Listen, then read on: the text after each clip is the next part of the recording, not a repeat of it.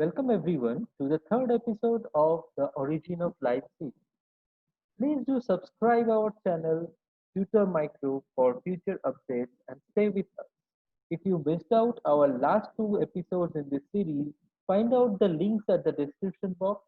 Today we will talk about panspermia, which I will briefly discuss in the last episode. According to panspermia theory, life came on Earth from space.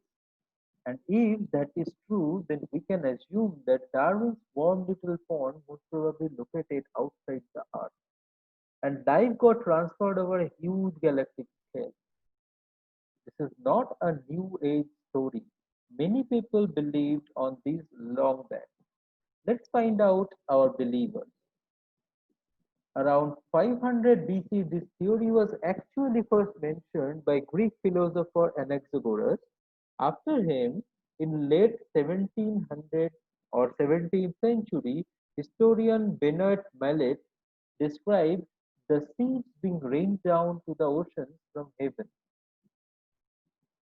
In late 18th century, the theory again started to pick up some steam when Lord Kelvin implied that life came to Earth on stones from another world. Many more scientists, starting from Sir Francis Crick to famous scientist Stephen Hawking, all of them supported panspermia theory. The word panspermia comes from Greek language which means seeds everywhere. A seed is not just a block of life like amino acids or simple sugar molecules like monosaccharides, but also extremophile organisms like tiny little microbes.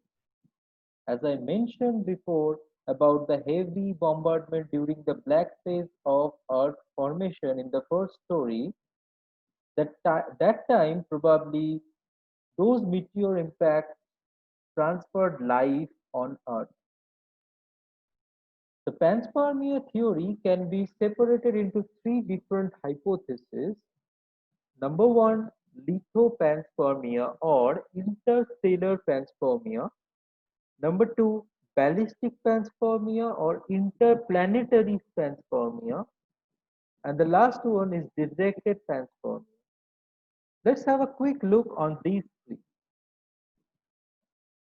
If lithopanspermia theory is correct, then life came from a different solar system outside our galaxy Milky Way. That is why this hypothesis is also known as interstellar panspermia. In case of ballistic panspermia, the transfer of life on Earth happened within the same solar system, probably from one planet to another.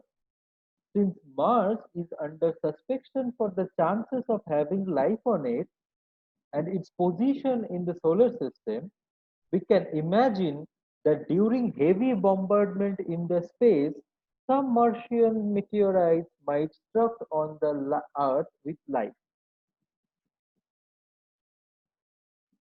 The Nobel laureate Sir Francis Crick and British chemist Leslie Orgel jointly published the directed panspermia hypothesis or theory.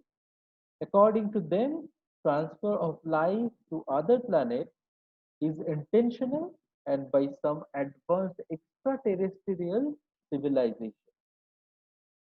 We have witnessed several evidences which support the overall panspermia. Ballistic panspermia enjoys the widest acceptance in the scientific community. This is a Martian meteorite named ALH 84001 discovered in Antarctica in 1984. Scientists discovered bacterial life in this. Another example is the tardigrade. They are also known as water bears or moss piglets. They have been found almost everywhere, from mountain tops to deep sea and mud volcanoes, and from tropical rainforest to Antarctica. They are not actually extremophiles because they don't require any extreme condition to survive. but they have the ability to adapt and survive in several extreme conditions.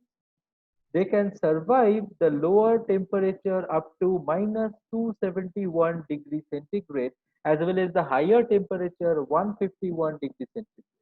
Apart from the extreme temperature, these organisms can survive at low pressure like vacuum pressure as well as the highest high pressure, which is 1200 times more high pressure compared to the atmospheric pressure.